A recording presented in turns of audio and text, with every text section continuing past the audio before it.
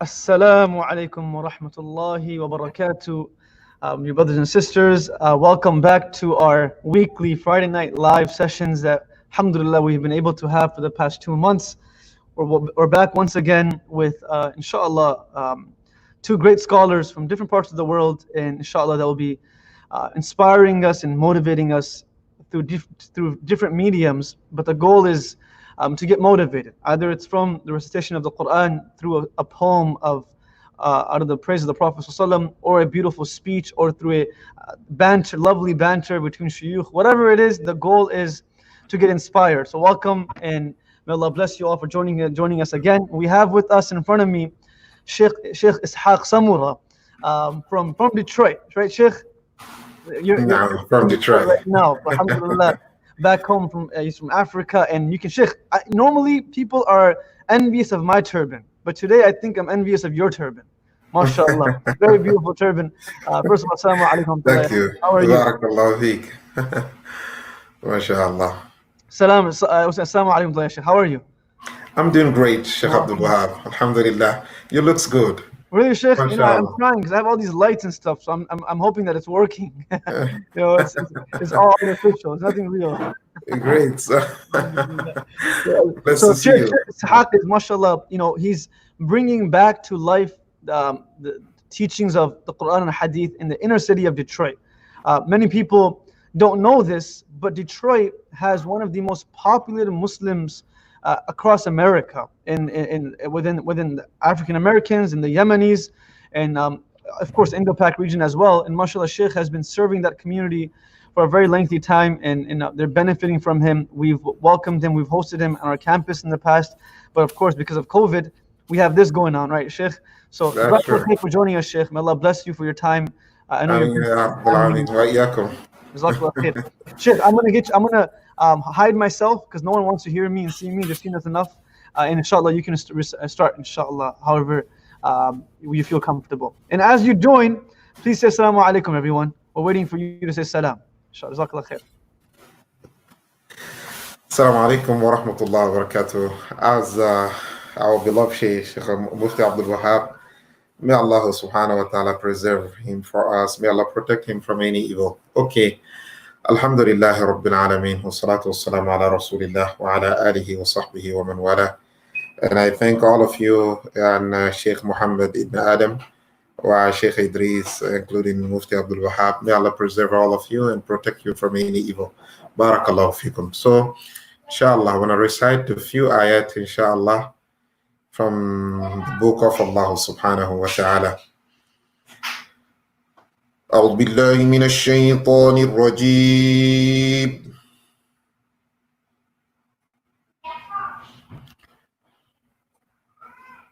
ولله ملك السماوات والأرض والله على كل شيء قدير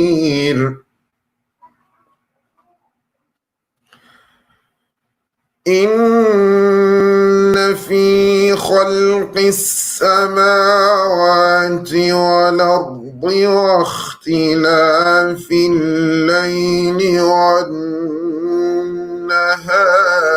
لآيات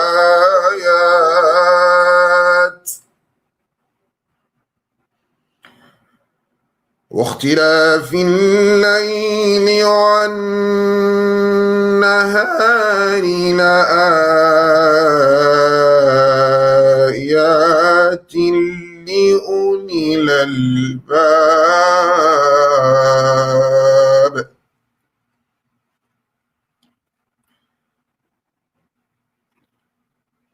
الذين يذكرون الله قياما وقعودا وعلى جنوبهم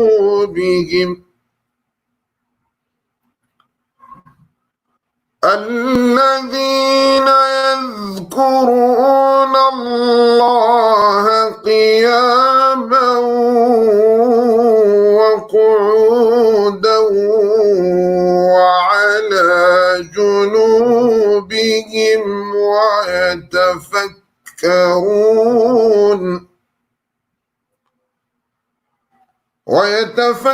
يتفكرون في خلق السماوات والأرض ربنا ما خلقت هذا باطلا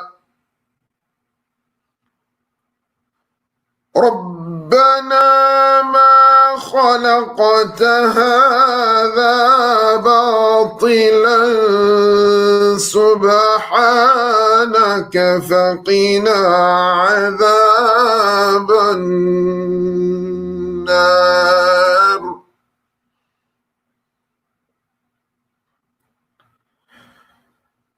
ربنا إنك من تدخل النار فقد أخزيته وما للظالمين من أنصير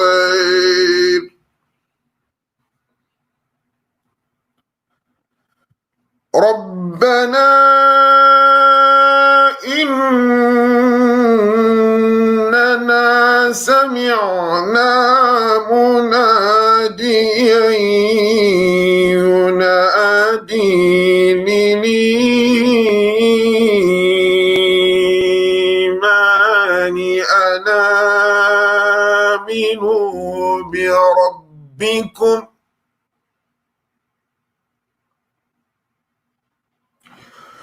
ينادي للإيمان أن آمنوا بربكم فآمنا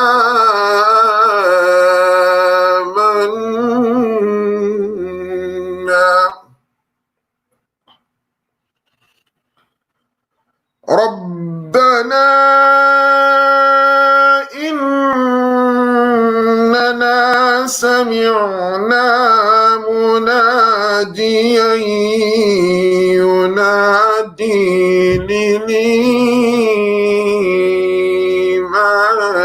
أن آمنوا بربكم فآمنا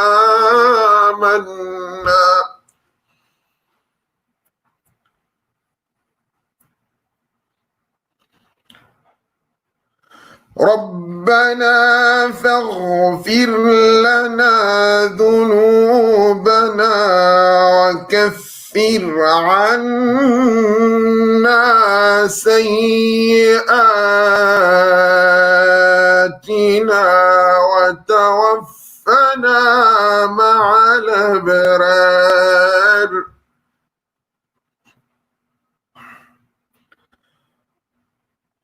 ربنا وآتنا ما وعدتنا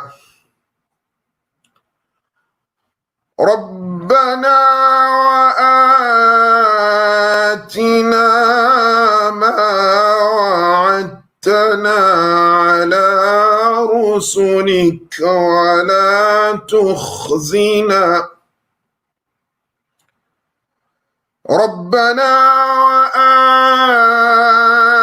وآتنا ما وعدتنا على رسلك ولا تخزنا يوم القيامة إنك لا تخلف الميعاد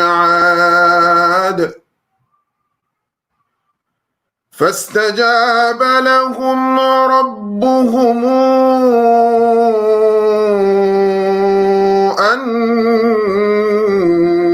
أني لا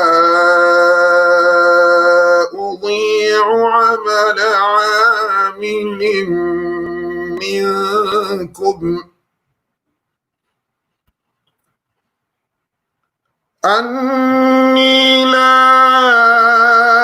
أضيع عمل عامل منكم من ذكر أو أنثى بعضكم من بعض فالذين هاجروا وأخرجوا من ديارهم وأوذوا في سبيلي وقاتلوا وقتلوا لأكفرن عنهم سيئاتهم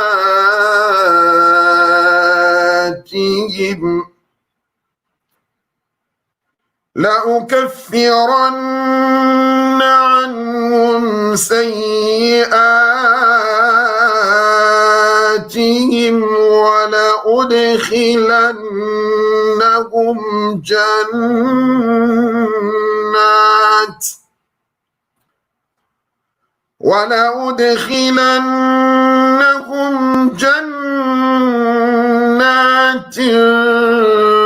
تجري من تحتها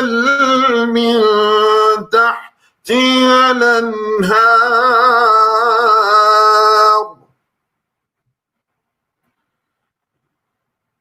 ولأدخلنهم جنات تجري من تحتها الأنهار ثوابا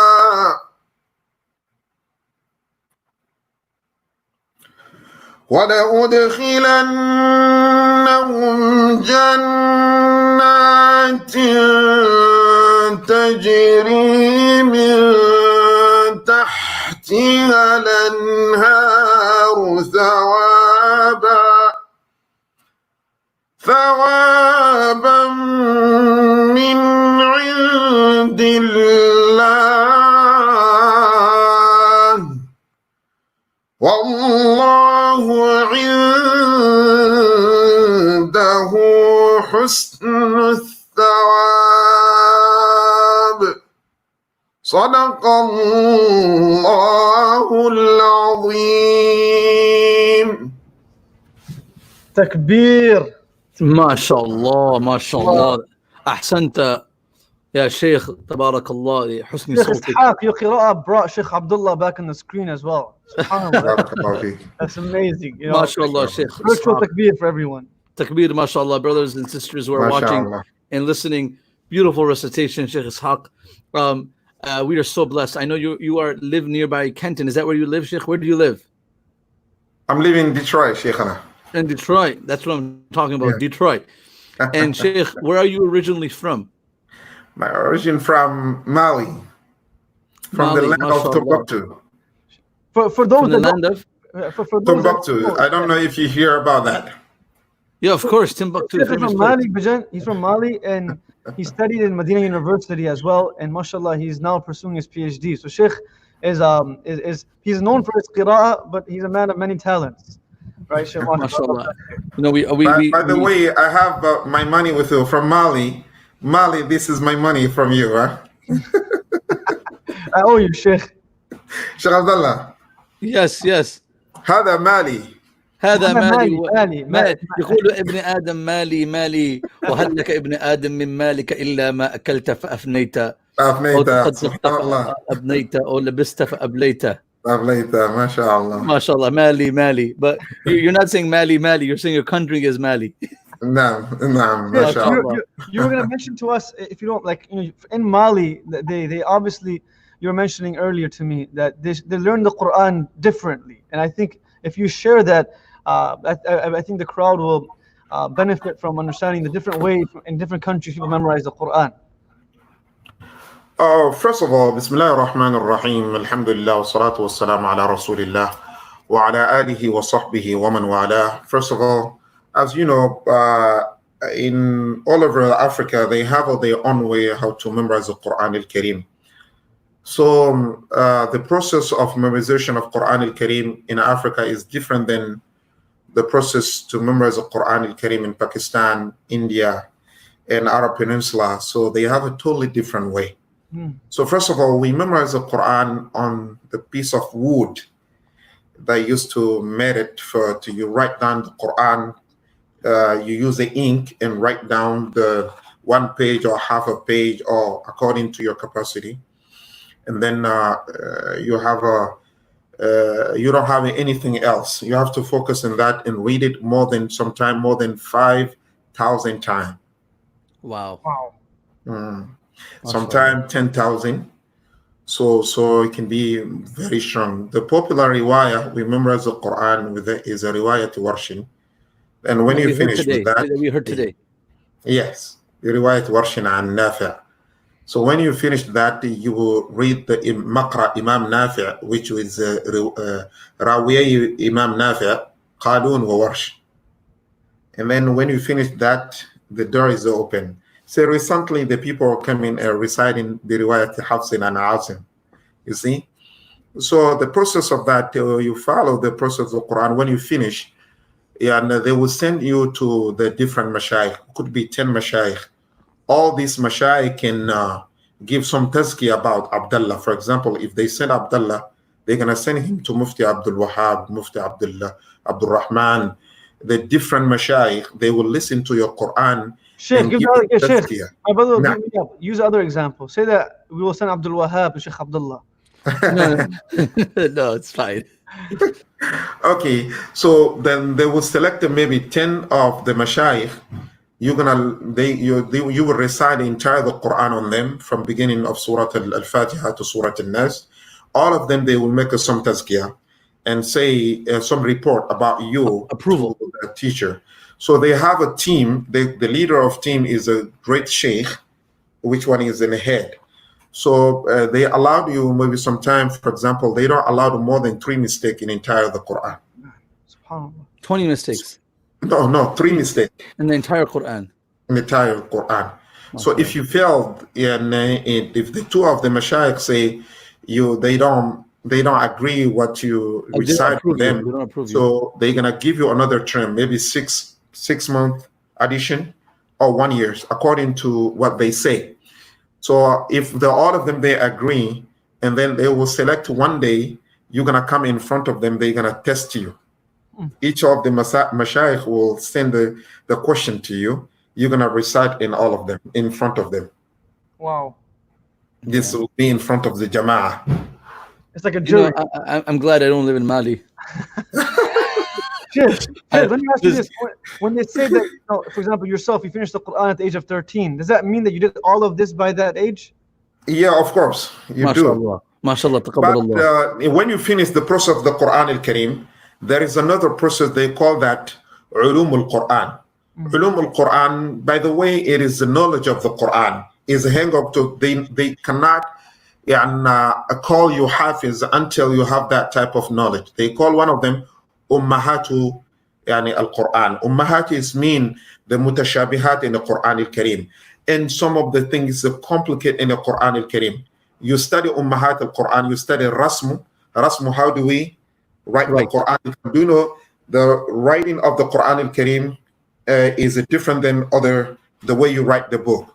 Yeah. So it will prepare you if the Quran is not there, you can bring it back. You see, you can bring it back.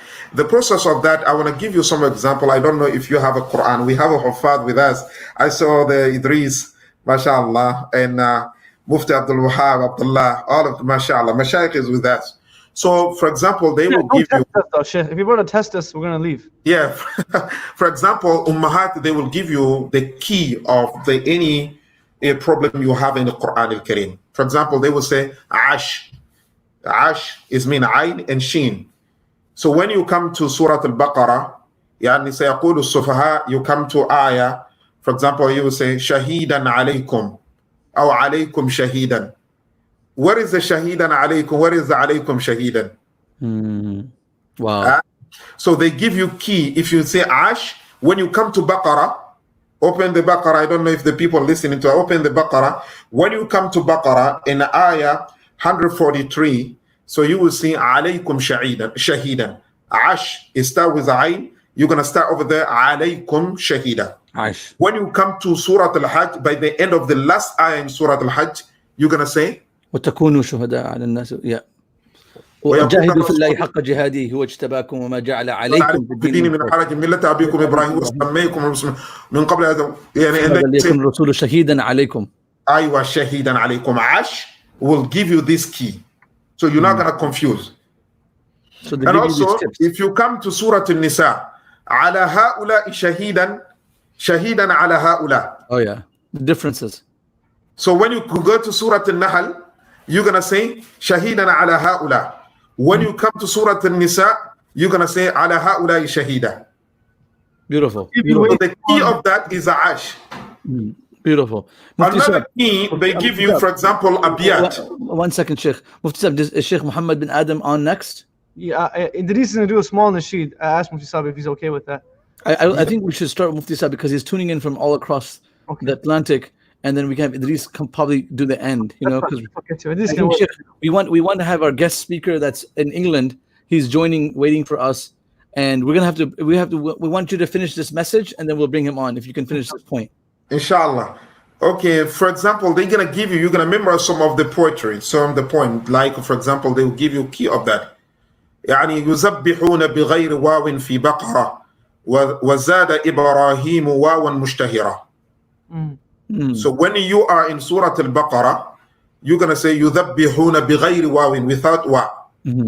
When you come to Surah Ibrahim, you will say ويذبحون. ويذبحون.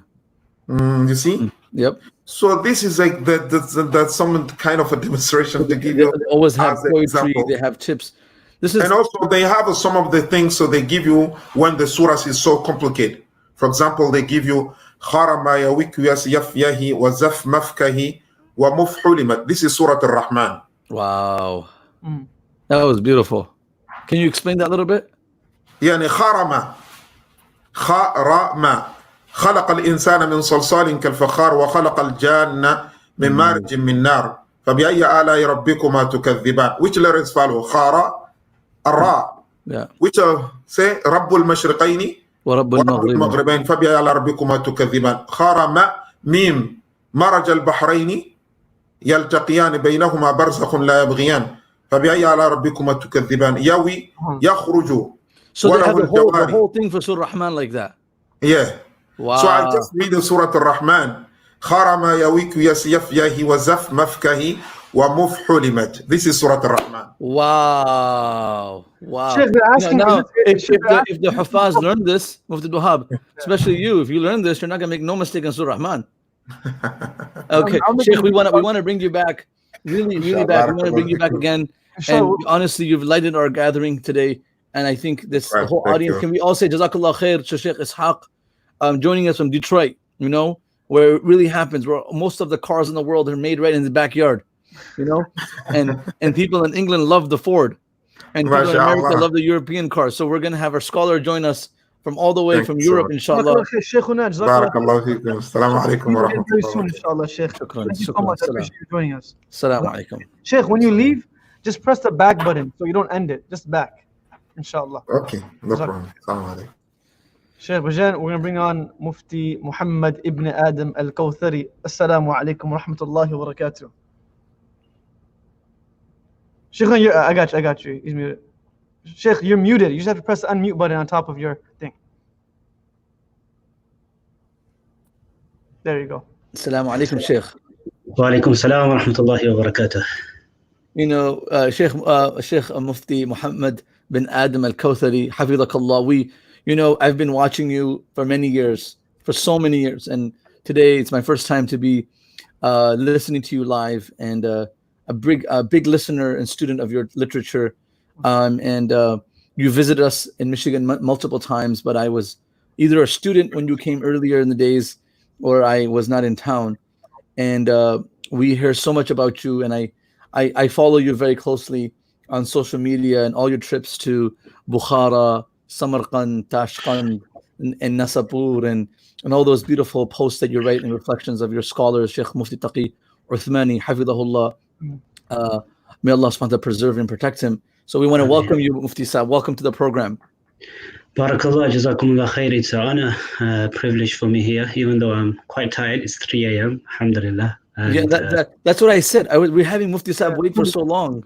And Mufti Saab, he's, you know, like with Sheikh Hassan, same thing. May Allah bless you, both of you, and especially you, because you're joining us right now. You join us in the middle of the night. I don't think Sheikh Abdullah would do that for his own brother. I don't think so. I don't think so. So, Jazakallah khair, Mufti Saab, for joining and us. these summer nights here, they're okay, alhamdulillah, because Fajr Salah is like 1:30 a.m. according to the timetable that I follow. 1:30. Many people follow 1:30 a.m. Yeah, Fajr. Beginning time. Without going into the controversies of timetables right now, but one of the timetables is that Fajr for 2 months is about 1:30 a.m. beginning time. So during the summer, normally my habit is to offer Fajr and then go to sleep. So every night is about 2:30. Wow. So today it's just been a half an hour more. Alhamdulillah. I mean, it's gonna be a little longer than that, but may Allah bless you. So you guys don't get time to pray the Hajj. You guys, you know, nights are short. Yeah, nights very short in the summer. 2 hours. 2 hours. And Ramadan suhoor starts at 1:30 as well. Oh my, that's so the Hijjah fasts are going to be very difficult. They're very long, yeah. 19 hours. May Allah accept. When does Fajr's time stop? When does it stop? When does it end? Yeah, sunrise about 5:30, 5:30 around that time. Yeah. And you can kind of stretch it. Yeah, so we want to welcome Sheikh to the program. Sheikh, we want to hear from you, but if all the audience that's here listening to Sheikh Muhammad bin Adam joining us from England, are you joining? What city are you joining us from, Sheikh? Leicester. Even though people in America, they pronounce it Leicester because it's written like that, but it's not Leicester, it's Leicester. Oh yeah, Leicester. You know, and we know about that. I know about the city because of some of the shuyukh there, Sheikh Ayub, and some other shuyukh there, Sheikh Sheikh Salim Durat. Yeah. Yes, and from Leicester, yeah. Yeah, from Leicester, and few others from Leicester too. And I also know it because the soccer team is not so good there. Well, they had a time when they were just 1 year they were good, but I mean many people don't follow them anyway in Leicester. No, in Leicester they're busy following the shuyukh. Why are you going to follow the soccer team? Even if it's soccer teams, they follow Liverpool instead. Oh, Liverpool! We don't want to go to Liverpool, but Sheikh, we want to welcome you.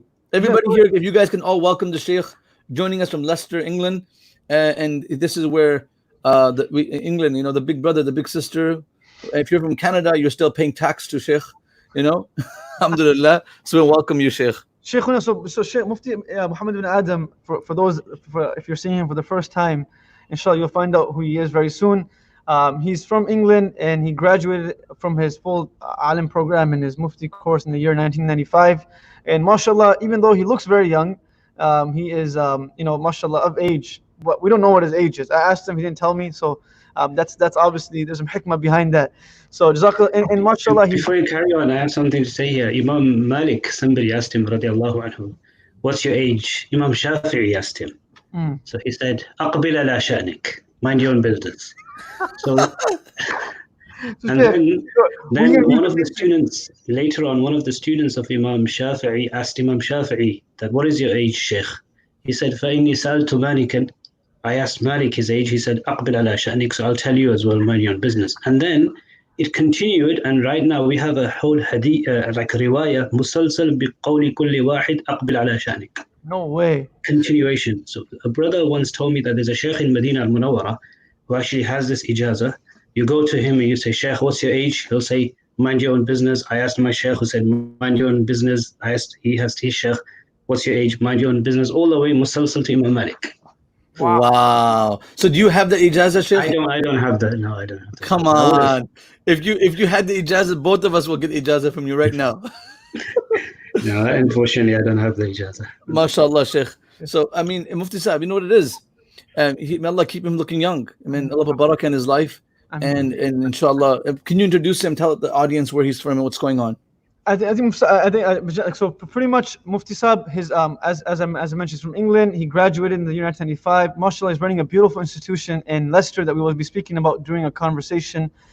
He is very close to and a dear a disciple, student, and of Mufti Taqi Uthmani Sahib, Hafidhullah, from Pakistan, Darul Karachi, where he also studied. So inshallah, while we're talking to him and during our conversation, inshallah, we'll speak more about his background. But for now, since I know it's a little late, if we can have your 15-20 minute talk, where and then from there we'll jump into our panel discussion. And people don't know the audience should know some of the things that he specializes in. If you can tell them that. A lot of it's on youth development, upbringing of children, and also marriages and family matters and relationships between husband and wife, and advice between that's mindset and that's group. Very complicated situations. We know the challenges of raising children, and we also know the challenges of raising husbands.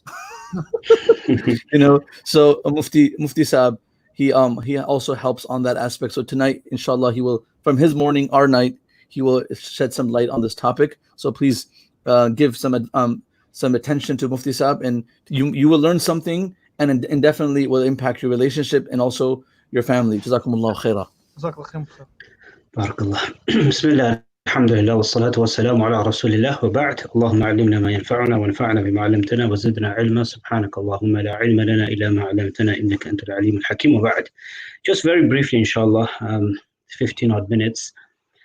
The topic that was assigned to me is in relation to family relationships, marital relationships, parent-children relationship.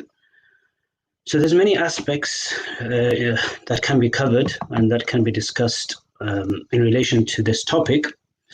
But today I just want to focus on one hadith that's come to my mind.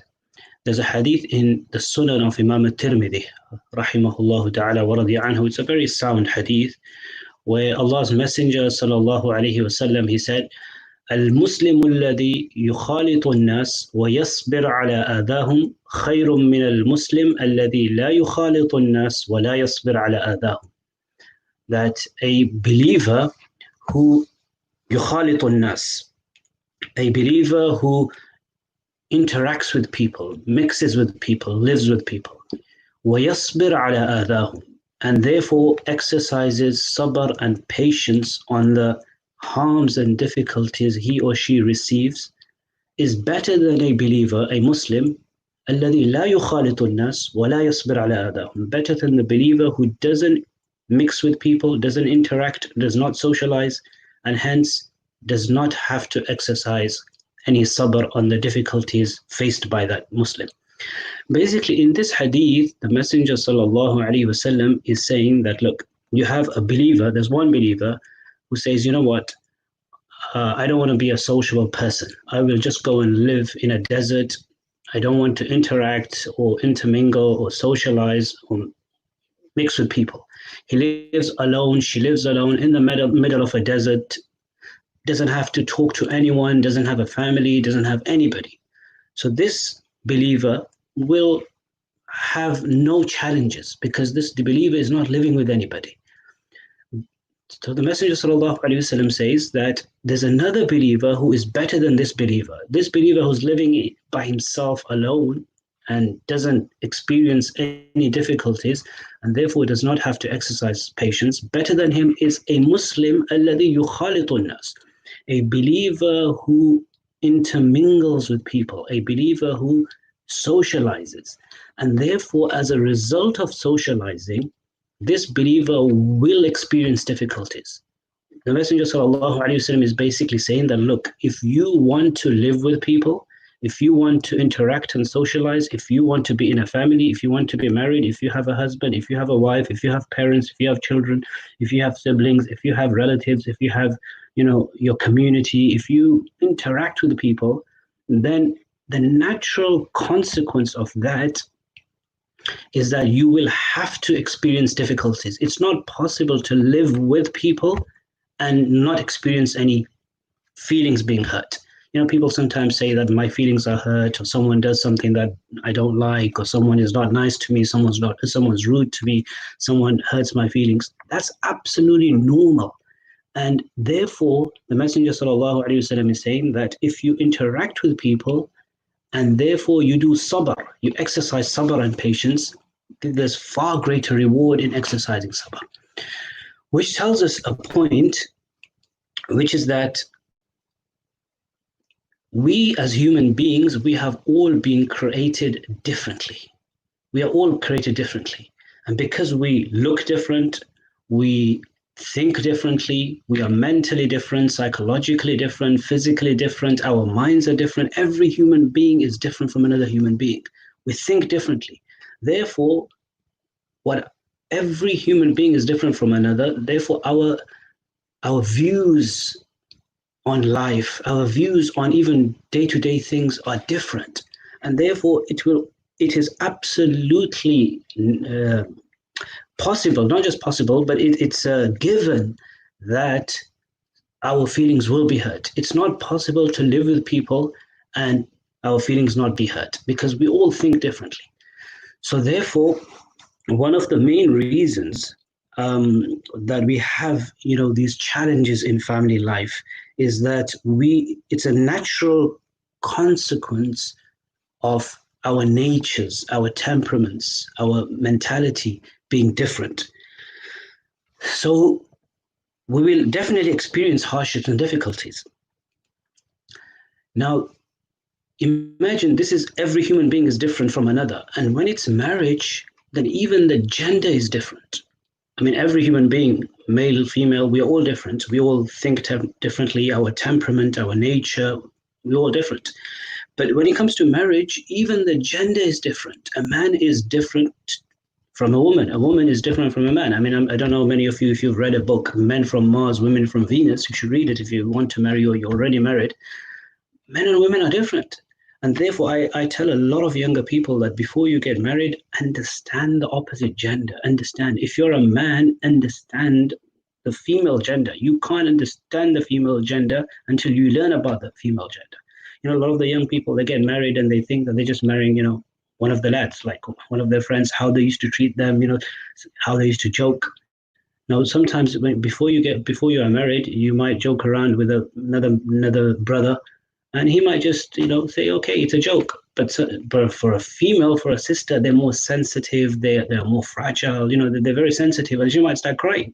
Sometimes you might see your wife crying and you ask, why are you crying? And she'll say, I don't know. She won't know herself why she's crying. It's a female thing. Women are different from men are different from women. Likewise, women need to understand as well that when they get married, they need to understand that the person I've married is not another friend, a female friend that I used to chat for 3 hours every day and tell her all my life story, and she's always comforting me, and yes, this happened and that happened, all the details. He's going to get bored. So you have to realize this, that you've married a man, and a man has to realize that you've married a woman. So this is throughout, not just marriage, but even parents, children, siblings. In every relationship, people will do things that will irritate us. It's just not possible. What is the solution? The solution is mentioned in this hadith, that the Messenger ﷺ said that when your feelings are hurt, then the solution is that you have to exercise patience, sabr. That's it, sabr. Look, there's two things. One is that if someone from your relatives, from your siblings, from your brothers, sisters, parents, children, husband, wife, spouse, someone hurts your feelings or does something that you don't like or something that irritates you, and you start retaliating and fighting and making a big deal out of it, and you just continue, like tomorrow's the next episode, and the next week's the third episode, and then next month is the fourth episode, and it's just lifelong 10 years of just argument and fighting. That's one way. Or you just say, for the sake of Allah, okay, there's no, life is too short, and you just move on, and you don't really retaliate. Sabr. This is what we call sabr.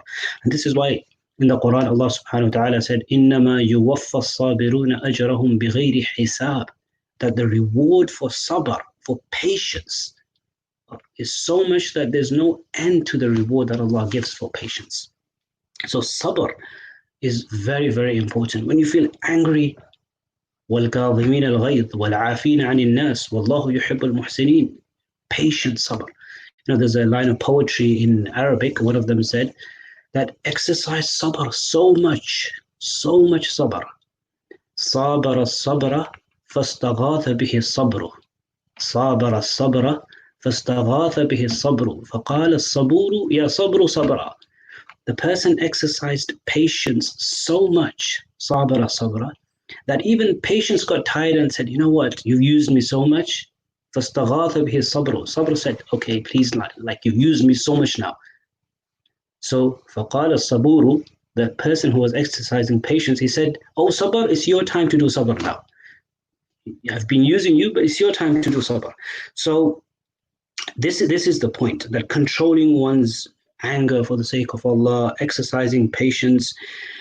So this is one of the main reasons. You see, there's so much emphasis in our deen, in the Quran and Sunnah, about fulfilling the rights of family, of spouses, of, Salatul Rahim is very, very, very important. We find this sadly, that the breaking of ties, and this, what I was just saying, that people are different, is more relevant in the current time.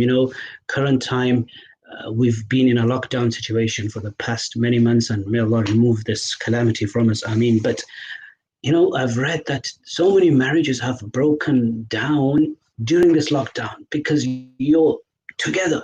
Like normally the husband's out, the wife's out, the children are out at school, and then you just meet like once in the evening, you have a meal together, or in the weekends.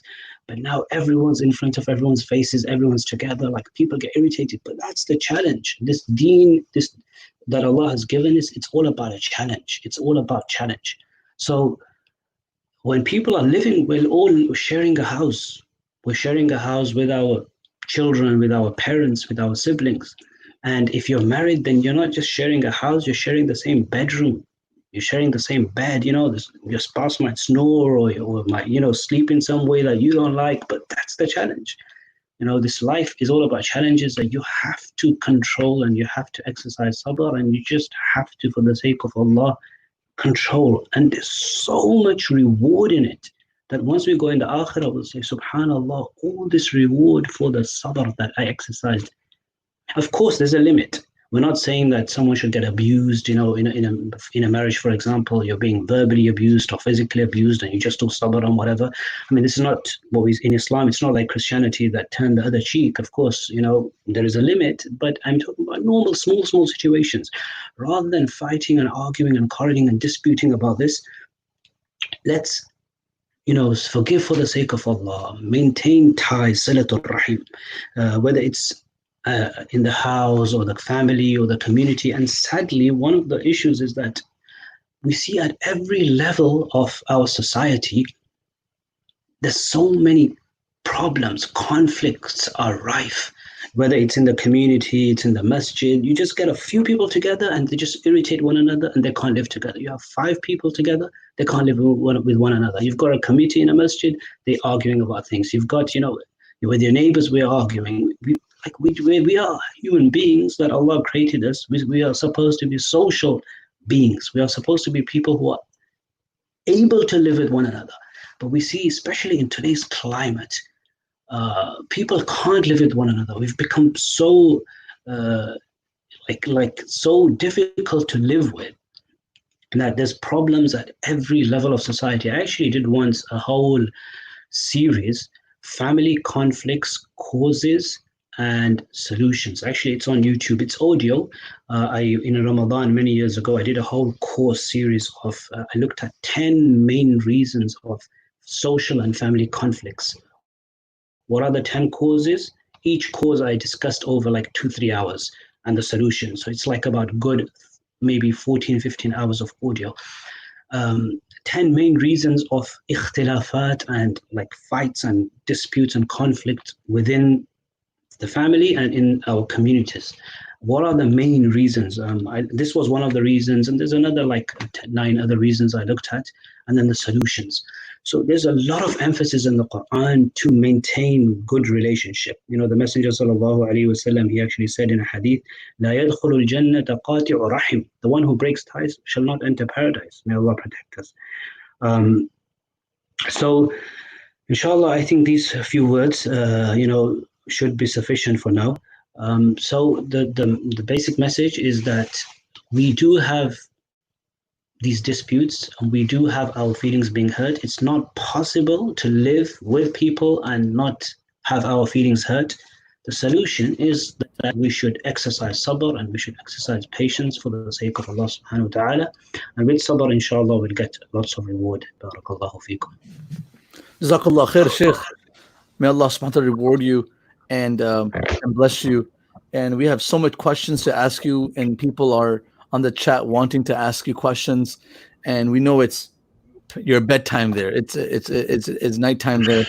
And so we don't want to hold you too long, but since we do have you, we're going to take advantage of you because you look very good. You look young. You have a nice thobe on. You're looking great.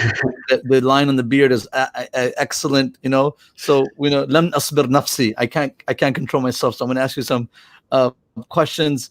But Sheikh, we know that sabr concept of just dealing with difficulty. And I find that Prophet Yaqub alayhi salam had that challenge of losing 1, 2, 3 children, Yahuda, Binyamin, and Yusuf. But no one talks about the challenge of dealing with the other mischievous 10 boys or 11 boys. Like, he had to deal with that. That was sabr jameel also. Like, he didn't kick them out. He was bearing them, you know. And you talk about this so much. So in one word or 2 words, Sheikh, what can you do when you are always fighting? This husband and wife they just can't get along for such a long, from very petty reasons. Nothing extreme. No one's cheating. No one's lying. It's just, you know, some small things. What do you advise such a couple? You see, look, sometimes I actually have another like a course or a talk that I did, and specifically the reasons for divorce. So, you know, 2 places actually delivered this course that what are the like 12 major reasons of separation and divorce. So from those 12 reasons, 11 were things that we can do something about. I talked about, you know, many reasons that causes divorce, but there was one reason in there in which I said that this is beyond our control, and which is that you just don't have compatibility or chemistry. Sometimes you have a marriage and there's just 2 people are just different. It's just you just can't now live with one another. And this is when Allah subhanahu wa ta'ala allows us to, you know, go our separate ways. And الطلاق مرتان فإمساك بمعروف أو تسريح بإحسان. As long as it's amicable divorce, أحب الحلال أبغض الحلال إلى الله الطلاق. So divorce is as a last resort. So if it's continuous and 2 people just don't get on with one another, then, you know, separation is a solution. But before that, they should really, really try. I think really people do you have a hotline you can call, Sheikh? I shared your the link of your lectures, what you just talked about, the 10 conflicts and solutions. And inshallah, for the crowd that's watching, we know this one small session will not be enough to confine all of these questions. So we are actually having a class on this topic in August. Oh, I'm excited. Tell me when this class is, because right when you tell me, I'm going to put it in my calendar, Sheikh. I hope you're okay with that. But we spoke about it, and right now... When is it? You know when it is? Because I'm going to clear the whole month for this class. The audience should be joining every Saturday. So inshallah, they'll be getting this one as well. It's August 15th, inshallah. But Sheikh, if before we continue, if you don't mind, if I can ask that, so you studied in England, then you went to India, then you went to Pakistan, then you went to Syria. And not India, sorry. Sorry, okay, England, Pakistan, then Syria. Yeah. Okay, so where in this journey, or where after this journey, did you get intrigued by this topic that you just dive right? Like you're deep into this topic, right? What interested you? What triggered you? I think before he got married, he's like, "What am I getting into?" I think it's a topic. Maybe it's just it's not something that I sort of got into because of what I was studying. It was maybe just an interest, you know. It's just a natural thing. I generally, I think sometimes to myself that if I hadn't pursued, you know, the study of ilm deen, then maybe I would have become like a psychiatric or something, you know, social studies or something. It's just something, you know, I like to think. I like the human mind. I have a lot of, you know, like interest in how people's natures are, people's temperaments and mentality, and just, you know, so it's just a natural thing that I just you like studying people. Yeah, I do like just the way how people think. Sometimes I read up a lot on how non-Muslims think, how certain specific types of non-Muslims think. You know, even sexuality. You probably know I have a book on this Islamic Guide to Sexual Relations, which was a very popular book. People call it the Red Book here in the UK. They don't give it the title. They call it the Red Book because it's got the red cover. Does it have a red card inside from Leicester? No cards. No, it's just a red cover. So, a lot of these things it's just an interest, to be honest. Wow. I noticed you recently came out with a new book. Is it a new book? It's something on 40 hadith on marriage. Can you tell us a little bit about that? Yeah, it's not new. I actually wrote this like 7-8 years ago. Okay. But it was recently like republished on the 3rd or the 4th edition. It's just basically I gathered 40 hadiths from the 6 major collections of hadith books, and they're all authenticated Sahih or Hasan hadith. I just put them in a nice order, like a proper order, like from the beginning, the virtues of marriage, the objectives of marriage, and then looking for a spouse, and all the way to the rights of the husband and wife, and then provided commentary on each hadith. Actually, one of the things that we were talking about today, that how people are different. There's a hadith. What I did mainly in there was try to take those hadiths which are challenging, which are somewhat controversial. Some non-Muslims, they bring some objections, and some even Muslims who can't understand the real meaning of the hadith. So, like for example, a woman is created from a rib, and the rib is bent, and if you try to straighten, you will break the rib. And if you want to derive benefit, al-mar'atu kad-dil'. So I took that hadith. What is the exact meaning of the hadith? And that hadith is just basically showing that men and women are different. Like from a man, a woman is, bent meaning different. So from a man's perspective, she is different. The woman, it's like men from Mars, women from Venus. Basically, that's the meaning. So like, وَضْرِبُوهُنَّ, I've explained in there. What does that mean? Do you strike and beat your wife upon art, etc.? Those kind of things. So try to have a good balanced understanding. You see, what's really important with not just these hadiths, but the verses of the Quran, and I tell my fellow students quite a lot that we have 2 extremes. On one side, we have certain progressive type of Muslims who want to change the interpretation of these texts of the Quran and Sunnah, interpretation that's come from the time of the Sahaba till today, generation after generation, whether it's hudud, whether it's wadribuhunna, whatever it is, just change the meaning, whether it's, inheritance, male receives, double than the female. So change it because, times have changed. And then on the other hand, we have those people who've had traditional learning in Darul, etc., who explain this hadith like as though they're sitting in a madrasa, 500 years ago. So this is a challenge for our fellow students, that explain to the public the real traditional meaning, but in the modern context, in a way that the modern Muslim, an intellectual Muslim, is able to digest and understand. And that's the challenge. Sheikh, I have a question. I know we talked about someone who's always arguing, quarreling, but what would be the best advice quickly? I know that you're going to have lectures on this, but to spark up someone's marriage. I told Mufti Abdul Wahab one advice, and which is to have a date. Take your wife on a date. Sheikh Abdullah is also he's a marriage doctor. I don't consider myself. People consider me. Me and my brothers were on a trip, and Mufti Saab just got married, my brother in the middle. And so I had a whole marriage workshop on the 2-hour trip. We were together. His wife was in the back. He was sitting there. You were sitting in the back with your wife too, and they were nudging each other the entire time. Listen, listen. And I gave, and they were taking so many notes. It's the first time Mufti Abdul Wahab was listening to one of my lectures. And then in that I said, I think husband and wife should go on a date. Halal date, and break their fast with a date, and I think Mufti Abdul Wahab is applying that in his marriage, mashallah. I'll tell you the truth, that sit down was of course very beneficial, but it was also very harmful for me, because now every single time I say something as a sheikh to my wife, she'll say, but your brother said something else, right? But your Sheikh Abdullah said this. I'm like, oh man. So I don't mind to have that impression in your family. So what is that one thing that can spark or can really help solidify a marriage, especially after like 5 years, 10 years? They were enjoying the infatuation period of 2 years, and now the real love, the real love comes in, and then you have children and you have in-laws drama. In-laws drama is the best. I'm sure you get a lot of that in Leicester. So how do you deal with all that stuff?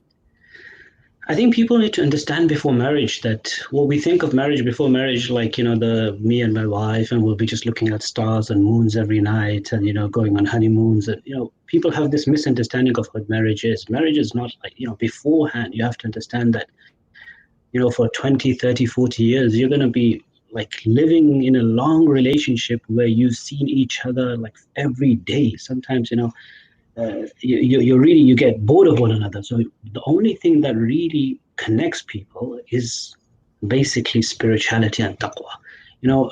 I've seen people, great people, like just example, my teacher, Shaykh al-Islam, Mufti Adam Al-Kawthari, hafidhahullah, subhanallah. He's like 76, 77, and I've traveled with him quite a bit, and his wife always travels with him. I've not seen anyone who has a bond with his wife like he has with his wife. Wow. Just unique. They're both old. She's in her 70s and he's in his late 70s. But that link it's just amazing. Now, the reason behind this is that they are doing everything for the sake of Allah. Somebody asked his wife actually that, how do you get on? They said, because whatever we do, whether we want to do it or not, we do it for the sake of Allah. And I always, after many marriage courses, recently once somebody asked me that, give me one thing, like from like 20 hours of marriage courses or 10 days of marriage course, if there was one just thing that you would say that it's a summary of the marriage course. Correct. So I said, the summary is that doing everything for the sake of Allah, like everything, even if you don't want to do it. So marriage is not supposed to be like for ourselves, it's for the other person. And I've said that everything we do it for the other person, for the sake of Allah, to the point that even sexual relations and intimacy is supposed to be more about your spouse than your own self. It's not about your own desire. It's not about your self-gratification that I want to be satisfied.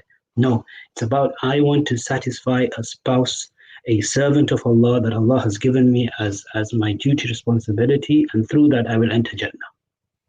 And I've actually derived this from a hadith as well. In the hadith, وَفِي بُضْعِ أَحَدِكُمْ صَدَقَةٌ. The Messenger ﷺ said, intimacy, sexual relations is also charity. Charity is about giving. Yep. It's about receiving. So sexual relations, even that moment, it's all about the other person. So even that hadith. Explain even that. Hadith, that you put food into the mouth. That doesn't mean just providing financial support, but even physically, you give food. You feed them. So I asked the audience, when's the last time someone put something in their wife's mouth? Or the wife has put something. I can imagine the last thing the wife put in her husband's mouth was probably the high heel. So like it has to be both ways. I know in America, sometimes the it's always about just the wife and always the women. Sometimes in America, we are the best to our wives. If any wife that's complaining in England about their relationships, move to America. Men here are so good. We put the cowboy hat on, and we are so nice to our wives. Americans, I'm just joking. No, I do see. I've traveled America many, many times, and I've seen that. MashaAllah, the women have it better there, I think, than the women in the UK. I've seen. Why are the women in UK not happy? No, I just see that generally the men in America, they do fulfill quite a bit of the rights, and sometimes the women are quite powerful and strong in America. This is what I've realized. I've had men coming to me who I was in Chicago once, and was it Chicago? Yeah. His brother came to me and he was crying and he was complaining. A married man in his 50s or 40s crying about the abuse he's receiving from his wife. There was another brother who came to me. It's like, I married 4 children. One day my wife just came home and said, you know what? I'm in love with someone else. I want to leave you. Give me talaq. I'm divorcing you. Forget giving me talaq. So you hear those kind of stories in America quite a bit. And, I know the American society quite a lot. Yeah, but the American society in Detroit, near Detroit, right? We're in Detroit. Yeah, Chicago's not far from here, 4 hours. Okay, I've been in Detroit as well. 3 times I actually came to Detroit. But people in Detroit know you very well. They love you so much. The IAGD community, where Mufti Rabbani is, they love you so much. Yeah, Mufti Rabbani, alhamdulillah. I came the first time when I came on his invitation, alhamdulillah. I don't want to digress from this topic, but I do see that you had a book, A Trip to the Land of the Scholars and the Saints. It looks like you put some time into it, you put some pictures, and you had a trip to Uzbekistan recently before COVID. And quickly, you are very connected to Mufti Taqi Sahab. I want to ask you, before we ask Mufti Taqi Sahab, who is your father and your mother, and how did they inspire you to become a scholar? Can you tell us a little bit about them? Yeah, my father, alhamdulillah, is still alive. May Allah protect him. 84 years of age. MashaAllah. He is a sheikh and an imam graduate from Darul Deoband in early 60s. Subhanallah. He was actually a couple of years ahead of Mufti Saeed Palampuri, rahimahullah, who just recently passed away. And they were good friends. He would come to my house every year. My father studied under people like Qari Ishaq rahimahullah and many others. He has one person between him and Imam Al-Warsha Al-Kashmiri in Hadith. So he's very well known. Actually, in Leicester and in the UK, in the older community, my father is like much more known than me. And it's just that, younger community, they sometimes mention my father and say he's a father of this person, which is quite strange for a lot of people. I know why they know you more, because you talk about marriage and sexuality. Maybe that's the reason. People that's the topic itself, right? So my father, alhamdulillah, and my mother is also, and my whole family, alhamdulillah, they are scholars, and they all studied, every single one. How many siblings are you, and they're all scholars? I have 2 brothers and 2 sisters, and they all graduated. They're all scholars. Yeah, they are. And they're Hafidh. Hafidh as well, yeah. Well, both brothers are, sisters are not, but they graduated as alimans, yeah. So you are 5 altogether? 5, and I'm the youngest, the baby of the house. MashaAllah, may Allah keep you looking young. MashaAllah, Sheikh. 5 brothers and sisters say, MashaAllah. Brothers, Sheikh's entire family are scholars. Father is a scholar. Mother is a mother of scholars. And what a noble, honorable family. Who could have imagined that people will come to the Queen's land and the scholars of the world will be lifting the flag of Islam with the flag of England? So this is such a beautiful example, living in the West and in learning Islam and propagating Islam, now teaching Islam to the Ummah. So that I wanted the audience to know this, because sometimes people don't know you've written all these books, but people don't know the people in the background, like your father and your mother, and and how many children do you have, Sheikh? 2. I have a son and a daughter. What are their names? Abdullah, son, and Safa, daughter. Beautiful, beautiful, beautiful names, Sheikh. And I imagine that inshallah, they'll become scholars like your father, like you, and their uncles and aunts, inshallah. So that was a quick question, Mufti Sahab. You have a question?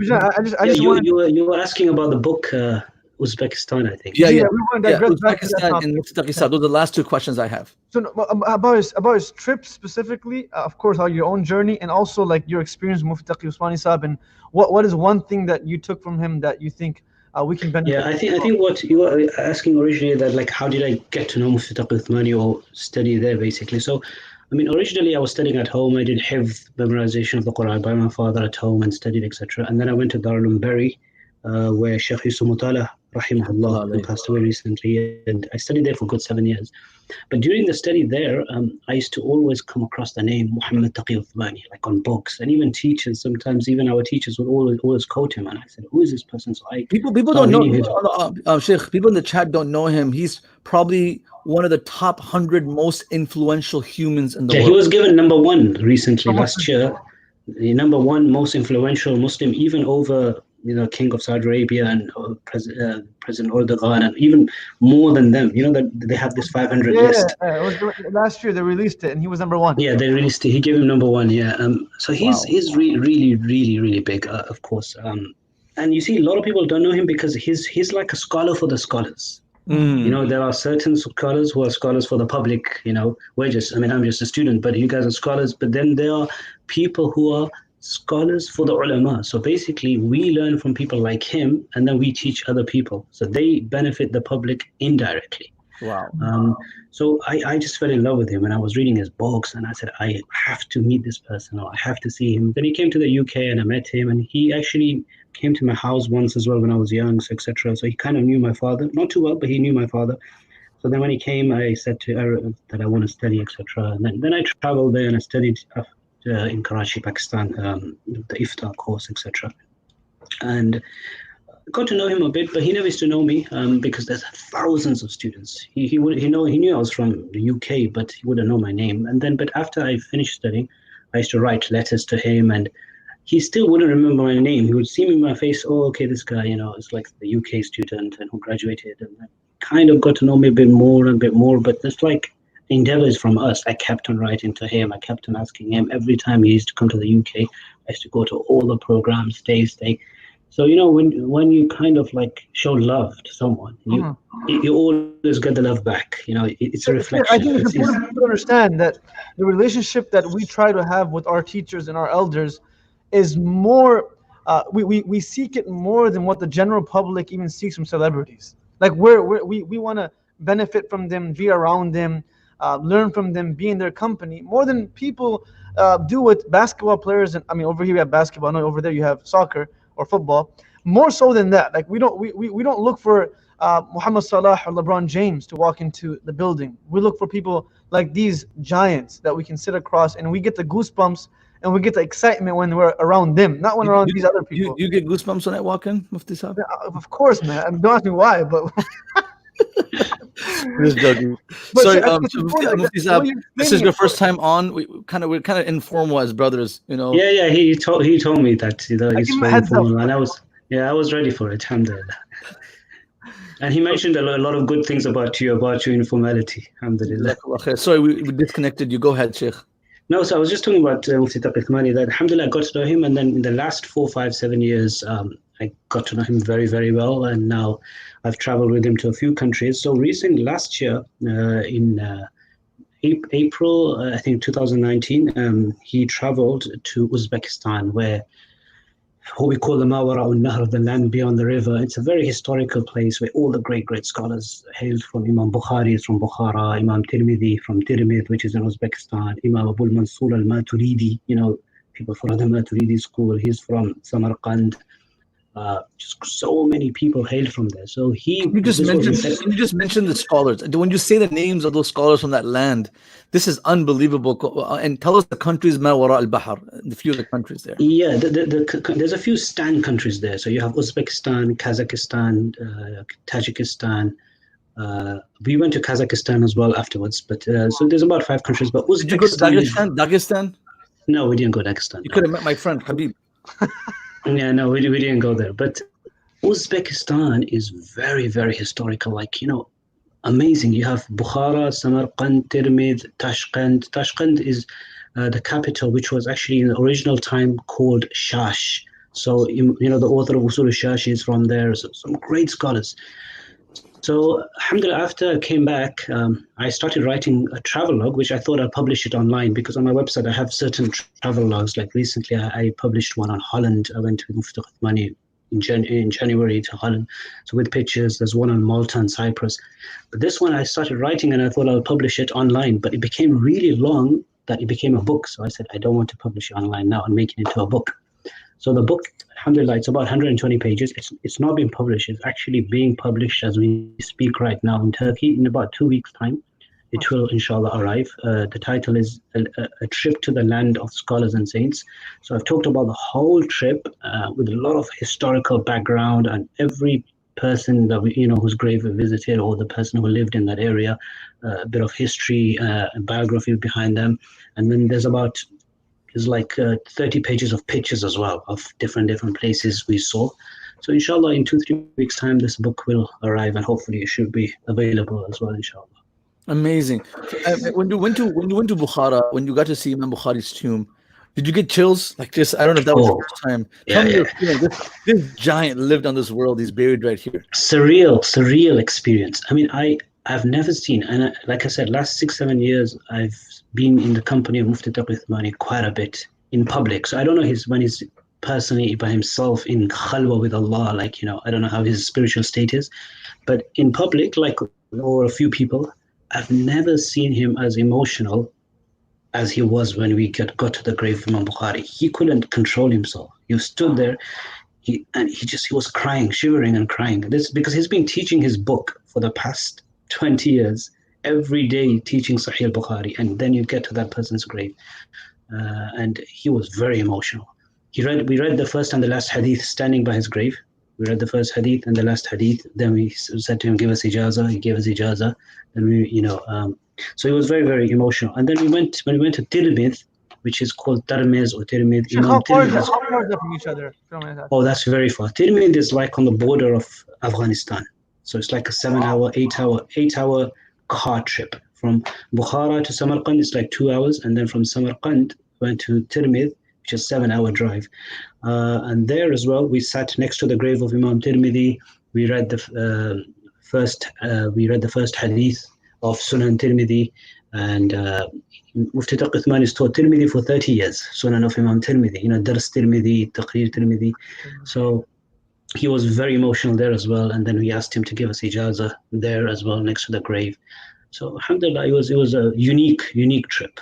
In a country that is native to the Arabic language. It's not native to the Arabic language. It's foreign, and how Islam had not just spread to Persia. This was under the Persian Emperor, correct? Yes, and yes. Islam in 100 years, am I correct?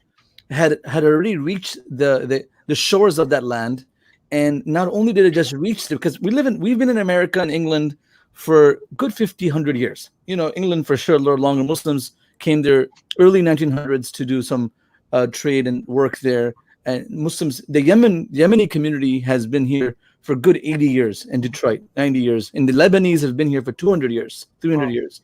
So Muslims have been on this Western soil for such a long time. But imagine a soil which was later on. It was the communists ruled over, right? But imagine how powerful and how influential they were that they were able to bring out the greatest humans alive within the next few centuries, who were non-native, native Arabs. And boom, can you just give us all the 6 authors of the 6 major hadith books are all non-Arabs. All of them come from that area. Imam Bukhari and Tirmidhi from Uzbekistan. Imam Muslim, Naysapur is like near Iran. Ibn Majah is in Iran right now. Abu Dawud from Sijistan. Nasa'i as well. So all 6 of them, non-Arabs. Imam Bukhari's original language was Persian, like you said, to the point that even like in Sahih al-Bukhari, there's one chapter where by mistake, like a slip of the pen, he actually wrote 2 places or 1 or 2 places. He wrote a Persian word. He mentioned somewhere وَيُذْكَرُ ham is like أيضا also. So وَيُذْكَرُ ham في هذا الحديث في هذا الباب. So there's actually a place where he says ham, and then they say this is Persian. He forgot, and by mistake he wrote it. Wow. But just imagine this is a non-Arab. Aydan means also. So he wrote for a crowd. Aydan means also. So he was saying that it is also mentioned in this chapter, but rather saying the Arabic word, he used the Persian word. The Persian word. Wow. And the interesting fact here is that non-Arab, the whole Muslim Ummah, including all the Arabs, are completely submitted to Imam al-Bukhari. Arabs who normally don't submit very easily, like to non-Arabs. I mean, they're proud, of course, they have a right. So I mean, as you know, like Arabs won't take any subcontinent scholar very seriously until you are very, very good. You know your Arabic well. You are able to speak Arabic well. You're able to write Arabic well. You're a good scholar. But all the Arabs. Sheikh Abdullah, he's an imam in a very strong Arab Syrian community. So that's mashallah. I love my community, mashallah. Alhamdulillah. No, so if you're good, then you see with the Arabs, it's really good. Like if you're good, they'll give you a lot of respect. But if you don't know anything, then they're not going to listen to you. They shouldn't. I want to ask you, Sheikh, so when you went right now, just generally the Muslims, were people still intrigued by Imam Bukhari rahimahullah's grave, or the masjids, just general things? As you know, that a lot of all these lands, they went under the communist regime, so they were very far away from Islam in that period. Like at that time, it was from USSR states, so Islam was banned. There was so much oppression. People, tortured for fasting and things like that. A good 80 years under Soviet communist regime. They just wanted to take Islam out. The same thing happened in the Balkan states. We actually visited with Mufti Taqi the year before. You went to Albania? Bosnia and Albania. I went to Albania as well. Yeah. And same thing there as well. So the genocide, all that happened. All of that. So same thing here as well.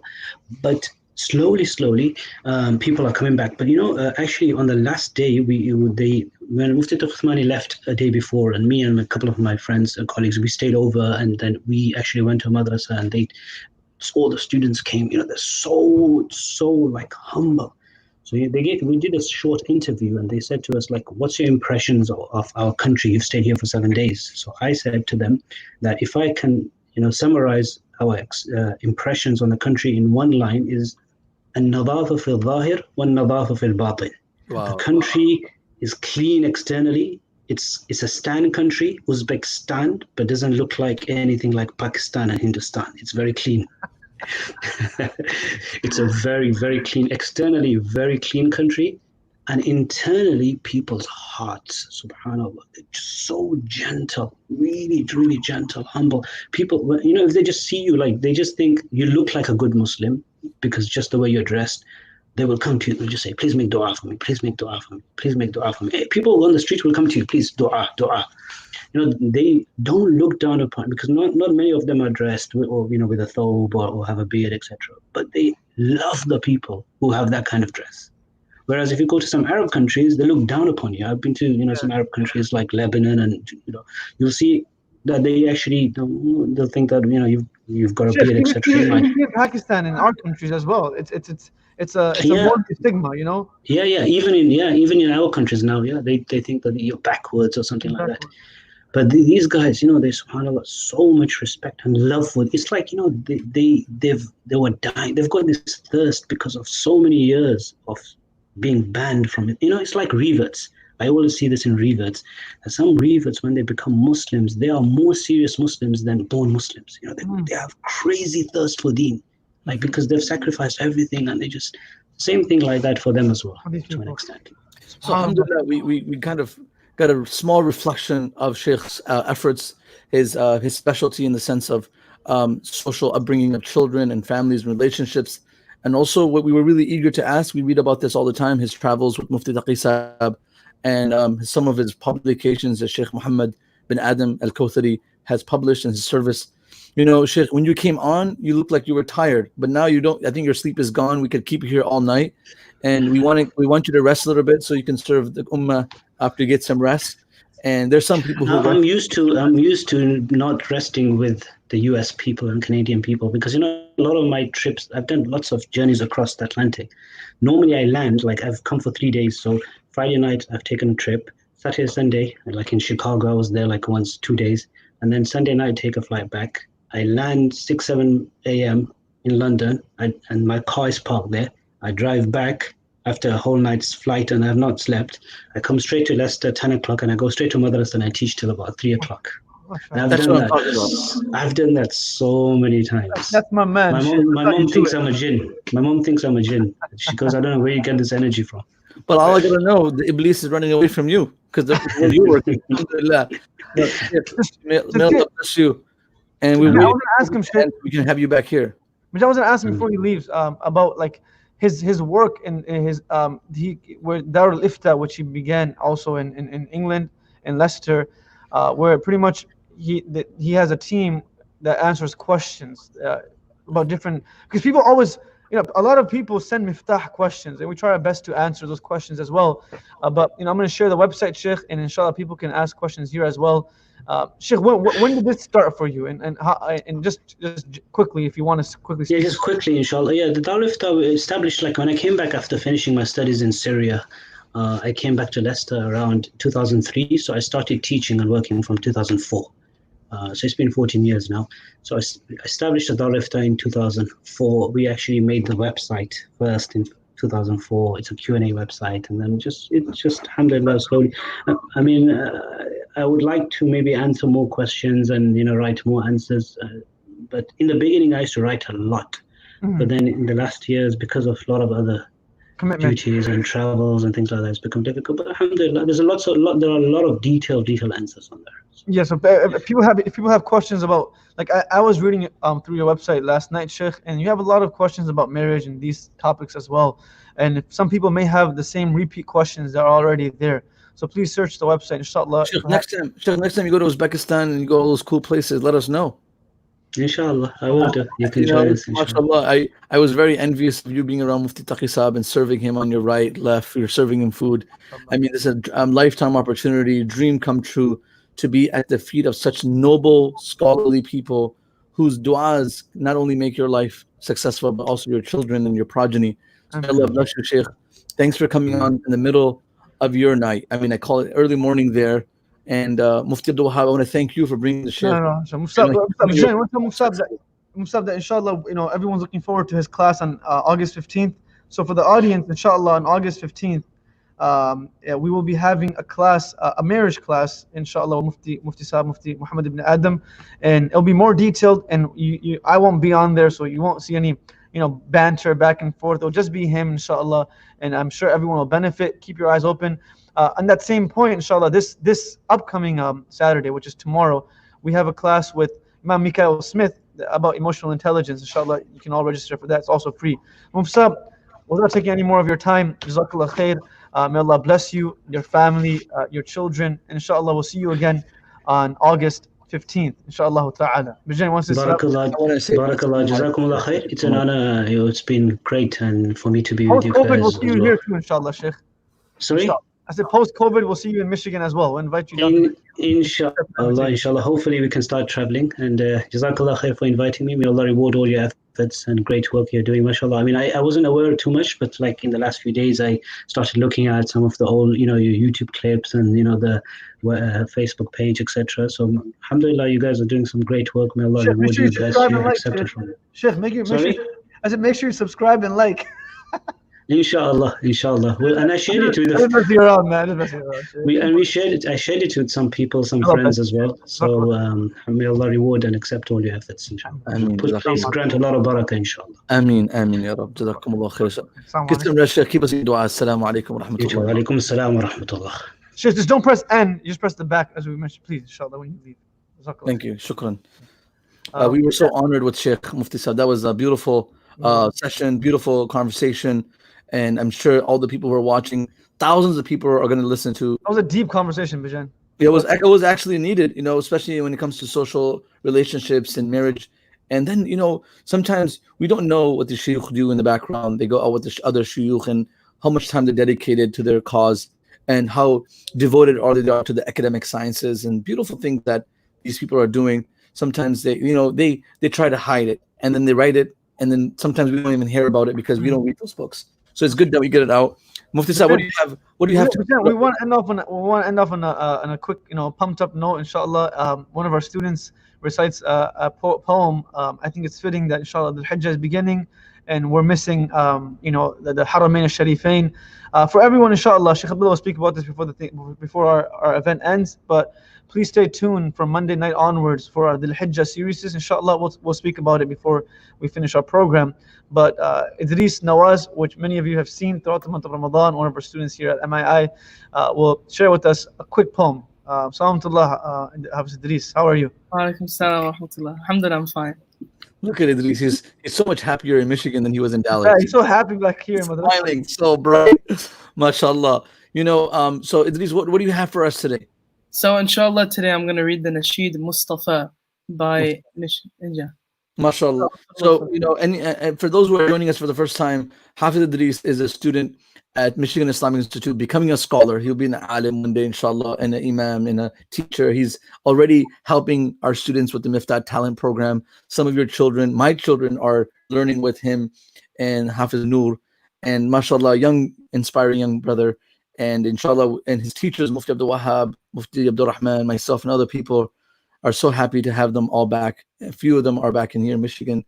But so Idris, you're gonna shower us with those beautiful words. And everybody, please welcome Hafiz Idris. You haven't seen him for a while. When's the last time you came on? It's been a while. Yeah, so welcome Hafiz Idris, and inshallah, you guys are all enjoying. And we like to have interaction and continuous communication with the audience. So Bismillah. Go ahead, inshallah.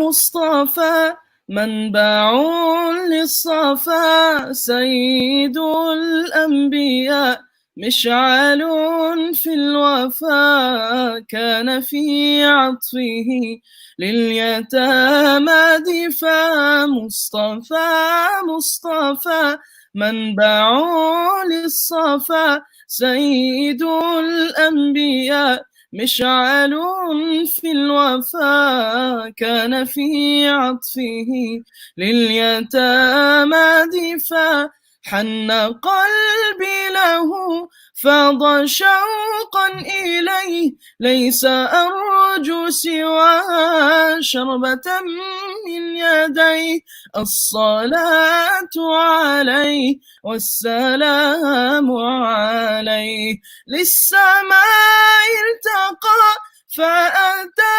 بالنقاء وغدا وجهه نيرا مشرقا كان في عفوه حين حان اللقاء قال فلتذهبوا أنتم الطلقاء مصطفى منبع للصفا سيد الأنبياء مشعل في الوفا كان في عطفه لليتامى دفا حن قلبي له فاض شوقا إليه ليس أرجو سوى شربة من يديه الصلاة عليه والسلام عليه كان في هديه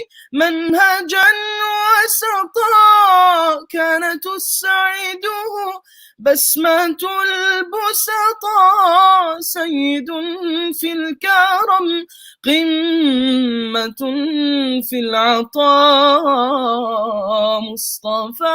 مصطفى منبع للصفا سيد الأنبياء مشعل في الوفا كان في عطفه لليتامى دفاع. MashaAllah, MashaAllah. That was so beautiful. Idris, some of your teachers go for Hajj almost every year, and we're really gonna miss the city of the Prophet Sallallahu Alaihi Wasallam.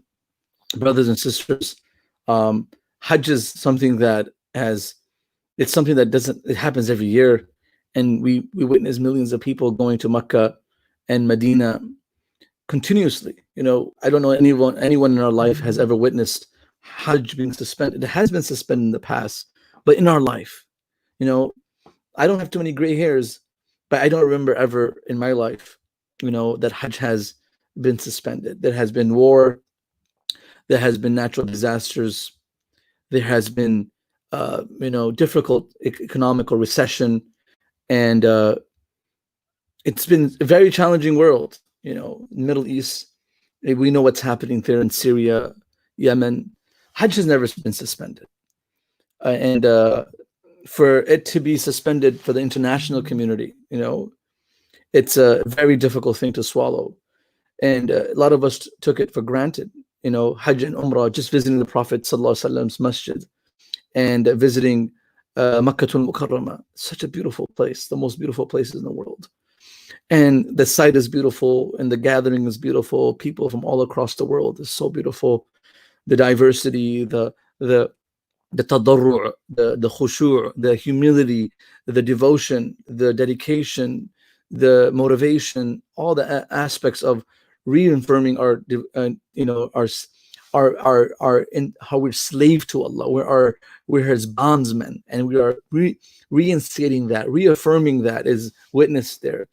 And I look forward to it almost every year, and many of us look forward to it in different aspects. The name of the Prophet ﷺ brings us so much peace and so much comfort. And imagine the city, imagine the location, imagine praying there. So inshallah, during the nights of Dhul Hijjah will start Tuesday, Wednesday, the first 10 nights of Dhul Hijjah.